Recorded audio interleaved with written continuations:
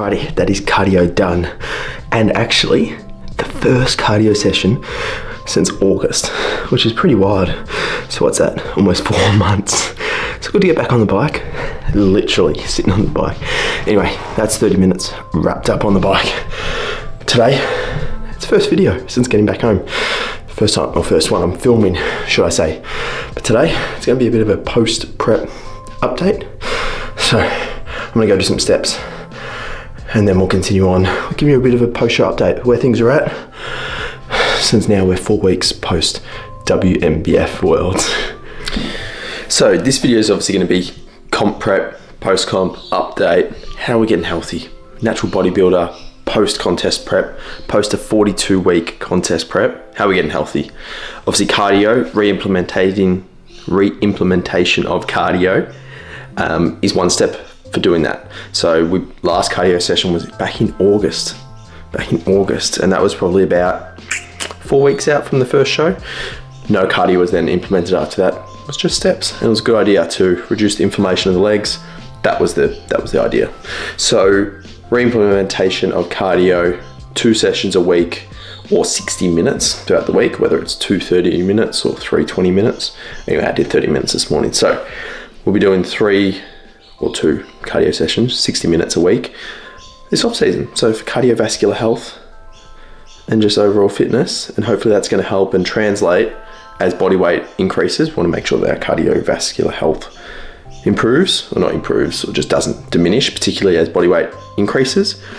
And equally on those hard, heavy sets, those back off sets where we're doing 20 plus reps, hopefully we don't gas out too much.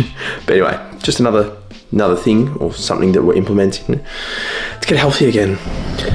Obviously fueling our body, nourishing our body with some good food is a good way to, restore our health post-show. So obviously a bit of a food shop now, from a protein perspective. I've been sticking to the basics, your chicken, eggs, whey, but also got some kangaroo today, so that'll be a nice little treat. Carbohydrate sources, oats, rice, fruits, cream of rice, that kind of thing. I got some sweet potato today to pop with my steak, or kangaroo steak for that matter. And then fat wise, I actually have enough at home in terms of oils, eggs, dark choc, almond butter, peanut butter, nut butters, that kind of thing. So they've sort of been my go-to. And obviously some fruits and veg, etc. have been, reincorporated in, moderate quantities as well.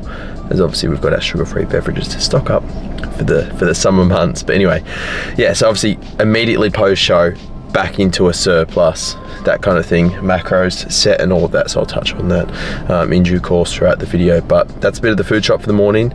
Pro tip, best time to go shopping, 7 a.m. on the dot. I was at the door at Coles, no one in there, and it's 20 past 7 and I'm already out of there. How good's that?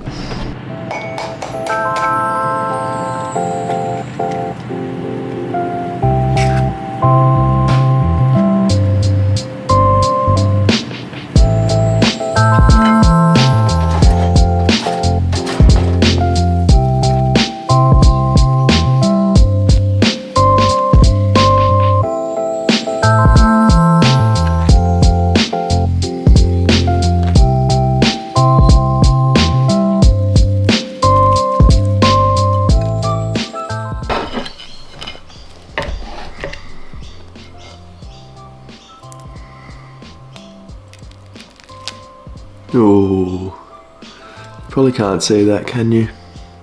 Maybe a little bit. The poached egg. The poached egg on sourdough. And this sourdough, baked today. Fresh from Coles, smoked salt, poached eggs. Honestly, this is what dreams are made of. Anyway, back on the post-show update. Or updates for that matter. So food obviously immediately went up into a surplus from immediately post-show. What did we do? Protein 250, carbs 500 on a training day, 450 on a non-training day, fats 70 on a training day, 80 on a non-training day. So they're roughly 3.6-ish, give or take. I don't know, you guys can probably work it out what that looks like. So immediately back into that. I'd be lying to say, and obviously you would have seen it by all the US vlogs, I'd be lying to say that that was, you know, tracked and monitored to the T every single day. But obviously since returning for the past week and a half, I've been pretty decent at that. Obviously there's been meals out. It's Christmas, it's the festive period, so of course we're gonna have meals out, so you can't be tracking those 100%. But anyway, it's nice to have that flexibility. The increased food is very much welcomed and very much needed. One thing post-show that I think is super important is to not get caught up in staying too lean. But equally, on the flip side, not blowing out. So, what have we done? So as you know from the show, we weighed in at 84.9, I think from memory, which was 180, I think the last we got to was 185-ish, 186 pounds. So we've probably popped on 4 kilos, so we're about 89 at the minute, so about 10 pounds. So it's a good, nice little jump up, 10 pounds in about 4 weeks. So, you know, it's a step in the right direction in terms of getting my sort of hormones back into a good spot. I did get my bloods done a week ago. We've come off a 42-week natural bodybuilding comp or contest prep. So as you can imagine, not in a very good spot. So we're all about regaining health. So body weight coming back on is a huge factor. So the first little recovery phase is a big tick. So we'll just continue on that. And we'll monitor the rate of gain. Obviously that will now continue to slow, not as if we're going to be putting on 10 pounds every 4 weeks from here on out. 10 pounds? 10 pounds, yeah. So yeah, we'll continue the recovery phase. I suppose just to elaborate on that, you know, there's actually no point staying shredded glutes. Your training performance isn't great, you feel shit, it's not great. Yeah, you don't feel healthy, that kind of thing, and you probably aren't based on your blood work. Stage conditioning is for one thing only, the stage. So being in that kind of shape, it's not sustainable, it's not maintainable long term, so hence why we're putting on the body fat. So I probably popped a few clips and pics up as to how we're looking from yesterday morning. But yeah, as I said, yes, we're still lean, give or take, like relative to Gen Pop, but obviously not in stage condition anymore because we don't need to be.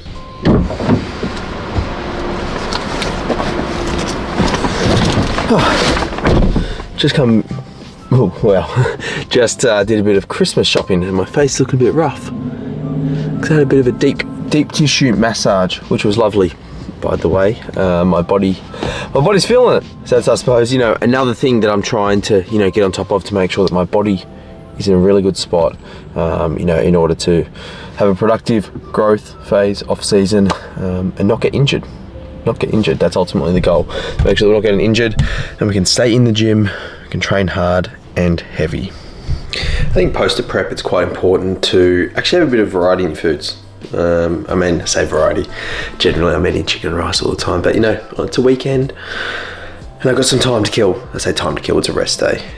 So therefore I can spend a bit more time making some food, but I was really feeling this. Sweet potato fries, homemade, and some kangaroo steak. This is kind of a pretty clean meal option, and it's gonna hopefully make me feel good. And yeah, it's a bit of variety from chicken and rice standard. So I'm gonna dig in, enjoy this meal, and it's gonna be bang on. Also, Oura ring, might touch on that a bit later in the video. All right, so today's a rest day, so we're out here getting some rest day steps. So let's talk about training. Let's talk about training since the show. So immediately post-show, I wouldn't say I was necessarily quote-unquote devoluming or anything, but equally I was slightly taking it easy. I say take it easy, you know, I wasn't being stupid about things. I was making, you know, the smarter decision when it came to training, and not, you know, completely burying myself. It also didn't help that obviously we're in Boston, and then we're in the US, New York, etc. So different gym environment, yada yada yada. So, you know, post-show you are definitely not in a good position in terms of, you know, being able to progress, being able to, you know, grow effectively. You're actually almost in the worst spot. You know, I loosely touched on my blood work before, and I think that's definitely reflective of my ability to, you know, effectively put on tissue at this stage. It's just not there. So anyway, training wise, so it's been 4 weeks since the show. Upon returning home, we took, I think we ended up taking 4 or 5 days off training completely. Then we ran 4 devolume sessions and actually ran the first full volume session yesterday, being legs. So I might pop in some clips now.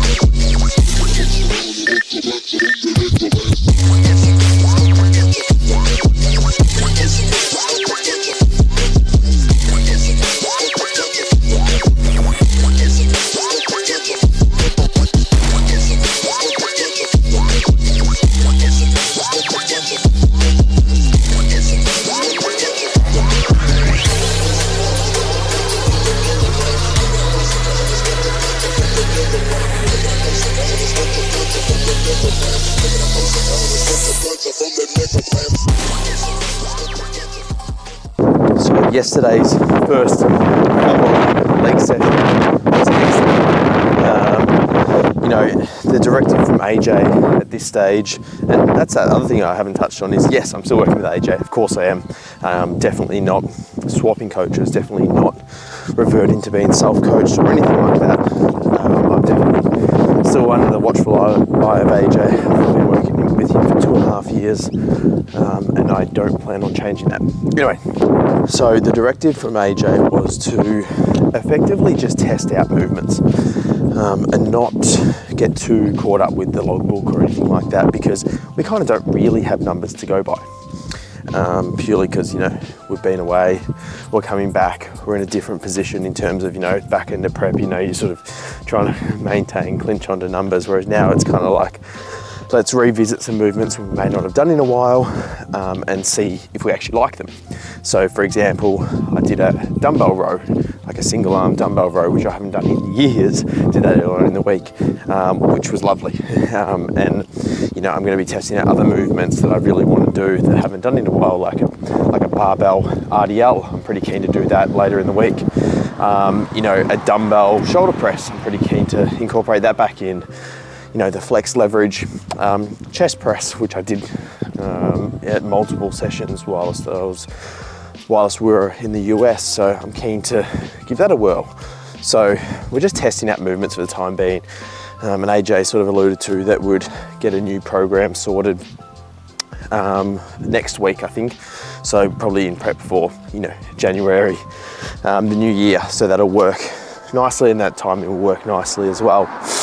So my sort of homework, should I say, is to sort of batten down sort of what kind of movements I'm keen to incorporate. And then what AJ will do will be more so from a session order and more so from a number of sets, rep ranges, you know, whether there's intensifiers and that kind of thing, and volume management across movements and where we need to prioritize things. You know, whether we need to do some top up volume in sessions, or, you know, do we need to add calves at the start of a push session, as an example, or delts at the start of a leg session, which we're doing last off season. So plenty of things to think about, but that's kind of where we're at training wise. So by no means are we training like, it's not as if we're back at peak strength by any means, but I will say that things are feeling a little bit better, a little bit nicer than they were at the depths of prep, that's for sure. So it is a nice feeling going into the gym and having that, you know, somewhat freedom at the minute, but equally I'm very excited to get back to the logbook and just fucking attack those logbook numbers, because I know that'll be coming. I know you will all be waiting for, you know, the off-season training. I can't wait. It's going to be glorious. All right, the Oura ring. Purchased this post-prep So that's a bit of an update. That's a bit of a thing that we're doing. So I'll sort of run you through the app here on the info and all of that we get provided. Olivia has had an Oura ring for quite some time, so I figured let's jump on the train. So you can see things like readiness, sleep score, activity, heart rate, that kind of thing. Sort of gives you a bit of a score each day, and you can see everything through the app. There's plenty of info through here. Gives me a bit of a timeline, so you can see had a bit of a nap when I had the massage earlier, bit of a walk, did my cardio and all of that this morning. See when I woke up. So you can see a full timeline of your day just about, which is pretty cool. It does take a couple weeks to sort of calibrate and get used to your data and all of that. So through the My Health function, I think the calibrating, a lot of it is doing so. I'm sure there'll be plenty of more info to come, but it's a good little metric to understand readiness, sleep. There are probably some key ones to look out for.